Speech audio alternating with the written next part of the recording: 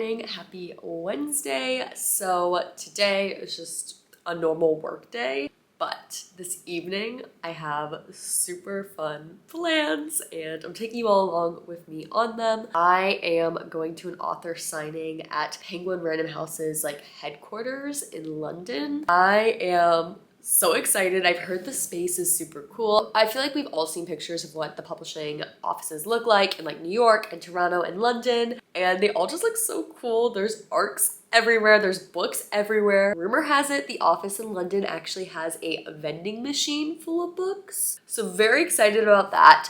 I'm gonna be completely honest with you guys. I know very little about the actual book or the author that's there. I know it's a debut book and it deals something with a biotechnology firm. The book itself is not a book I would go out of my way to pick up just because of my own personal interest. I'm sure it's a great book, but I really just want to go to this event so I can see Penguin's offices. And I don't know, maybe I'll find a favorite book along the way. So when I was younger, I listened to and attended a talk by Margaret Atwood. But other than that, I've really never attended an author talk. One of my main goals when we moved to London was to attend more talks by authors, just because, I don't know, it's so cool to hear them speaking about their books, and it's a fun way to try to manifest myself someday doing something similar. So I'm really excited to go to my second ever author signing. But first we have a work day to navigate. If you're new here, my name is Angela. I recently moved from the US to London back in February of this year, and created this channel to just kind of share my journey writing my fantasy novel, the different books that I like to read, different literary sites in London,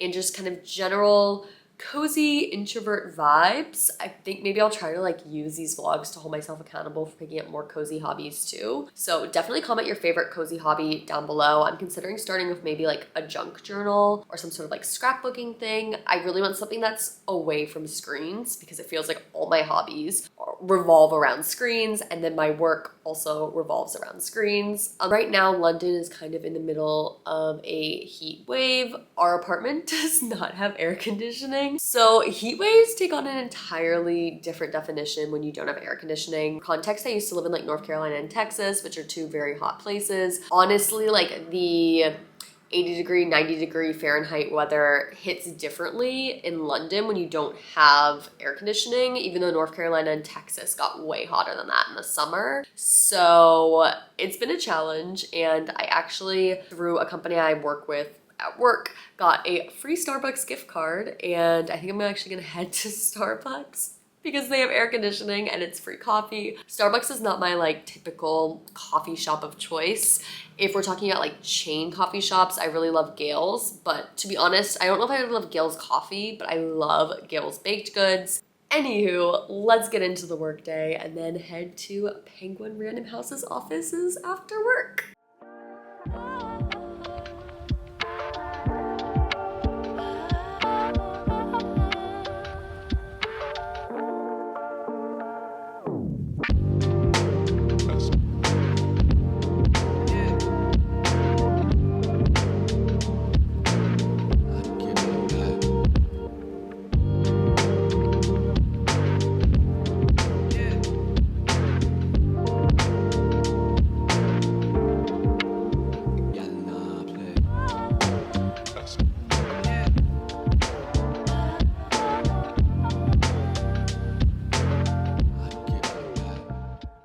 It is now Friday, and the book event Wednesday night was absolutely fantastic. I didn't get a ton of footage because I still feel like I'm really not super comfortable filming in public, but it's something I kind of want to get better at. The event was really nice. I was also editing the footage from Wednesday, and I did a horrible job explaining what this book is because I was like, it's a book about a biotech firm. And that made it sound like it was a nonfiction book, and it's not at all. So this book is called Notes on Infinity. It is about a biotech firm, but it is a fiction, a literary fiction book about two students at Harvard who discover a cure to aging and then decide to start a startup. They drop out of Harvard, start this startup, and it blows up overnight, and it's kind of about their journey. The cover says that it's kind of like Lessons in Chemistry meets Tomorrow, Tomorrow, and Tomorrow, which I feel like is a pretty good description of what it sounded like from the way the author was speaking about it at the event. It was also just super fun to be able to just hear the author speak about their book and see kind of their passion for this project, how this project came to fruition. I will say, so I've been working on my dark academia fantasy novel now for like a year and 9 months, and I am tomorrow starting on a lot of the querying materials for it, but I have just been writing and editing it for that entire time. And the author last night was talking about how the idea for this book just came to her and she wrote it super quickly and had like minimal edits. And it did kind of make me feel really bad about my own work, because I would not say that my current novel just came to me. I feel more like it was ripping off a band-aid as slowly as possible, and there were just so many things about the process where it was so difficult, and there were just decisions I made, but also just a little bit of confusion around what the project was that just made the project, there were so many plot overhauls, I guess is a better way to put it. So many different, like, really major rounds of revisions, and who knows if I'm actually done with the major rounds of revisions.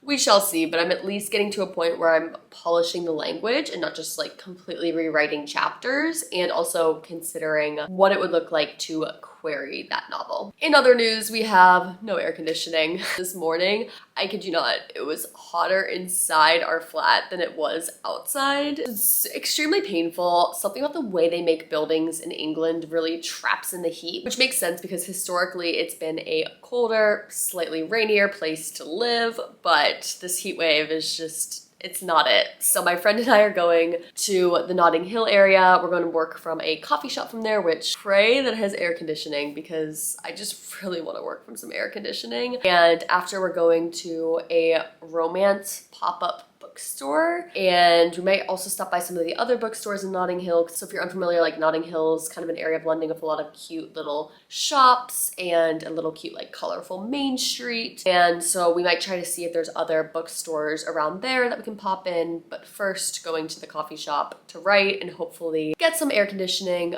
but at least we'll get an iced coffee. The other thing that I realized I had filmed and not really explained was I was reading on Wednesday and did not explain what I was reading. So I'm currently reading People We Meet on Vacation. I always take the book jackets off of hardcovers when I read them. This is another Emily Henry book. I have read almost every Emily Henry book now, but I have yet to read this one, and I just finished, I talked about this a little bit in my last vlog, but I had just finished 2 extremely heavy books. So I just really wanted something that was kind of lighthearted and fun, and so I decided to pick up this one. Anyways, let's finish out Friday strong with a iced coffee and some book shopping.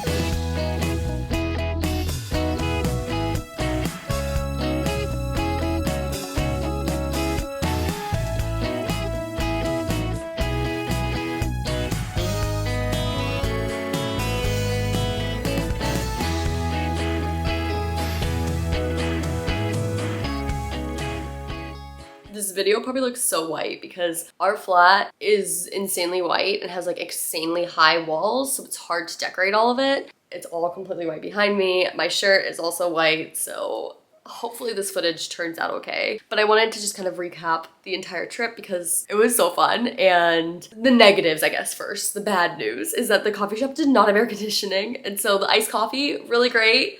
The lack of air conditioning, not as great. The other thing was that my friend who was coming to meet me, I felt so bad for her because we were gonna co-work, and she waited for 40 minutes at a bus stop and no bus came.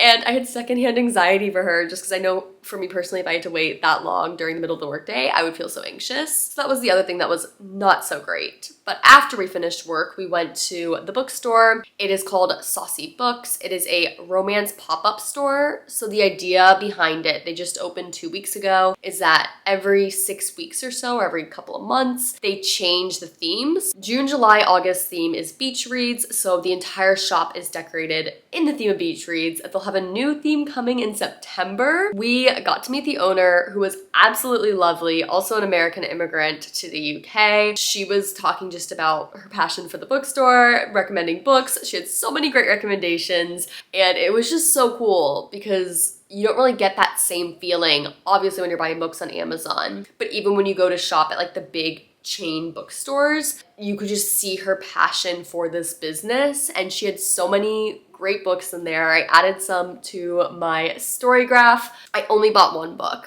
I actually was going in with the intention to buy 0 books. I don't know why I'm saying I only bought one book. I'm trying out this thing where I'm buying books more as book trophies instead of before I read the book, so that my bookshelf is just curated of all the books that I like. And then when I don't know about the books, I instead will buy them or get them from the library, or I'll buy them on Kindle, just because I want my books to be just books I love. There are a few exceptions to that. So for example, like Emily Henry is an auto-buy author for me. So I had People We Met on Vacation before I read it, and I have Great Big Beautiful Life, also on my bookshelf, which I haven't yet read. Today, I picked up a book trophy, and it is The Rose Bargain by Sasha Payton Smith. I like to describe this one as Bridgerton meets Fae romantasy. It was so good, and there's trials in this book. I am a sucker for a fantasy book with some trials. I ate this book up. I read it in like one weekend. It was one of my favorite books that I read this year, and this copy is just absolutely gorgeous. Maybe I'll put in some B-roll of this book and what it looks like without the book jacket on, because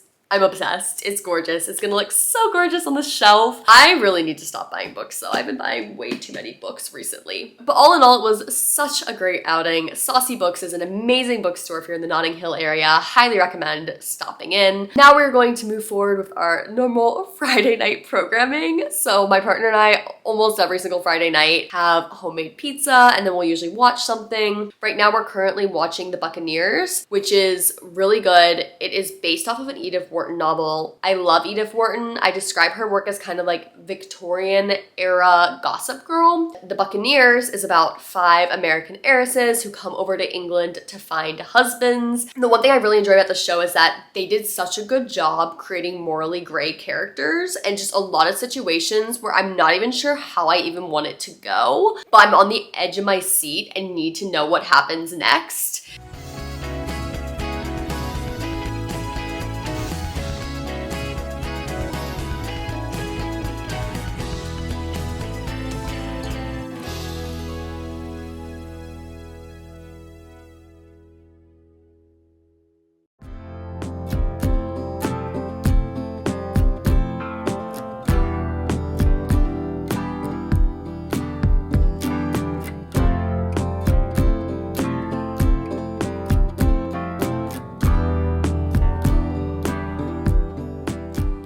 This morning I woke up early and basically got right to work working on my querying materials. Hopefully the next step for my novel is going to be just polishing those up. I want to send the first few chapters of my book to a couple more people to get some opinions, just because I know that those first few chapters are super important for hooking literary agents and also for hooking readers. So I want to make sure that those really shine before sending out any queries. The actual query letter itself is so hard. I spent at least 2 hours this morning on 3 different problematic sentences in the query. I am down to 1 problematic sentence in the query. For those of you who don't know what a query letter is, it's basically like a letter that describes your book to an agent. So it includes kind of like a paragraph about where it would fit in the market. It has about 3 to 4 paragraphs that kind of describe what would be on the book jacket, so kind of like a synopsis without giving away any big spoilers, and then a little paragraph about who you are and why you're qualified to write that book or why you wrote that book. It is less than 400 words, and agents get like thousands of these in their inbox, so you really have to stand out for an agent to read any of your submission materials, which is why I have been kind of laboring over these 3 sentences, trying to get them perfect. Like, my brain feels like mush when I read that query now, so I think I need to like send it out to a couple of my beta readers or critique partners who have read the book and just ask them for feedback. Maybe, I don't know, ask some other writer friends for feedback, just because I really need other eyes on it at this point. Having other eyes on this project has been super crucial to the actual manuscript. I cannot thank my beta readers and my critique partner enough for kind of pointing out what wasn't working in the book. And some of the people, especially my first round of beta readers, I am so grateful that you put up with that, because that round, that draft is so much worse than what the product is now. And it actually is a really cool experience to kind of see the book coming together, because I have spent so many mornings, so many weekends working on this book, thinking about this book. When I go run or work out, I'm constantly thinking about the book and different issues with it and how to solve them. So seeing the project come together is a really lovely feeling, and I just think there's so much power in consistency. I found a Pinterest quote that I feel like really just kind of captures my obsession with like small, consistent actions when it comes to writing and also other areas of my life. The work no one sees is the reason you get seen. Miles in the dark, notes in the book, hours in the prep. The invisible moments of relentless iteration. Your world is reduced to the tiniest details. Magic happens there. Obsession in private creates greatness in public. I just love that. I love the idea of just putting in the hours and doing things even when no one is cheering you on. I think that's such a powerful mindset to have, and I feel like over, especially this year, I've really cultivated that as I've gotten super intense into my novel edits. It's so easy when you're working on creative projects to question if anyone even cares about it, if anyone will ever read it or buy it. And obviously I still have those questions, but I'm trying to really affirm to myself that I am making progress, and this current version of the book is so much better than what I started with. Don't think I gave like a full timeline in this video of my project, but I started it February of 2024, fast drafted it pretty quick, and then has spent most of the time on editing it. And I'm currently on draft 7. It's gone through 2 rounds of beta readers and critique partners. It's finally ready to enter the world. Haven't decided if I'm going to do traditional or self-publishing, but I figure querying agents is a really good place to start to figure out kind of which path is right for me. But also it is still so hot here. I was looking last night and our apartment got up to 90 degrees Fahrenheit, which I think is like 33 degrees Celsius. That is insanely hot, like for inside. Like there's nowhere we can really go to escape. We actually, after dinner, went on a walk that ended at the grocery store so that we could walk through the freezer aisles. And I have a feeling we're gonna go back there today. So when I was a kid, we used to do this all the time, where you would make like ice cream sundaes. So you would have like the base vanilla flavor, and then you would just get a bunch of toppings and put them on. And that's so fun, and something I feel like we never really do as adults. And so I think my partner and I are going to do that tonight, is like make some ice cream sundaes, which will just be very, very fun. Our house tends to get hotter as the day goes on, so I think I'm gonna try to go back and get a little bit more work done. If it becomes too insufferable, I'll go to a coffee shop. I really wanna get as much done as I can before it's too hot. So things that I have left to do is I wanna edit a few more of those beginning chapters, reach out to a few people about reading either the query or the first few chapters, and then also just work on compiling my list of agents. So I have a spreadsheet that kind of has the agent's name, their agency that they're at, their email address or how they wanna be reached, and then any notes about why I think my project will be good for them. I'm considering querying agents in both the US and the UK. So for context, if you didn't know, I am originally American, but I moved to the UK in February, and so I could query agents in either country, and there's pros and cons to both. So just because it is so hard to get a literary agent, I figured there's no harm in querying agents in both countries. There might be a little bit of an obstacle in the UK because my book is written in American English, which there's not huge differences. I don't know if that would actually matter to the agent, but just small things like words being spelled differently. But the agent research work, at least, I call it TV work because it's kind of like the work that you can do while just like mindlessly watching a sitcom. And so I'm excited for that just because it's work that's going to be bringing me closer to my goals, but I can do it even though I'm feeling a bit exhausted with the heat. But before we get to that, let's try to get a little bit more like brain needed work done and edit a few more chapters.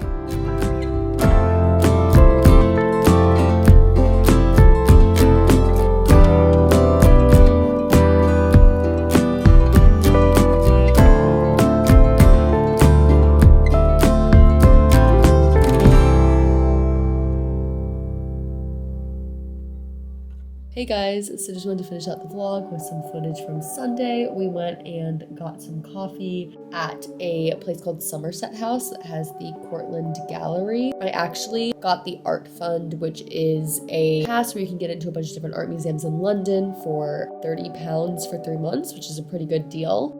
So today we went, like I said, to the Cortland Gallery, which has some medieval art and a lot of impression art, including some paintings by Monet. One of my big goals when I moved to London was to go to more art museums and just more cultural things in general, because it's always something that just really makes me feel great and I don't do enough of. After that, we walked over to Apsley House, which is the old house of the Duke of Wellington, and basically it's just another art museum that's on the Art Fund. So both the Cortland Galleries and Apsley House are paid, but they're included on the Art Fund, and they're really worth visiting. And we just had a very chill day, and after that, literally just came home, watched Ted Lasso, and didn't do anything else for the rest of the weekend.